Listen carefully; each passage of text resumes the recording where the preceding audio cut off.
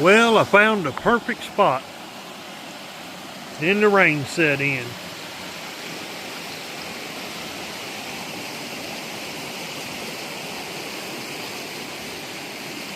Couldn't ask for anything any nicer.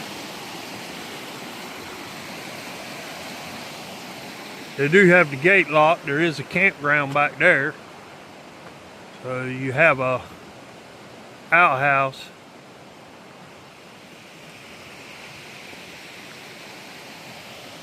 Maybe the rain will let up. We're gonna sit here and give it a minute. Appreciate y'all watching. Get outside and enjoy life. That's what it's all about.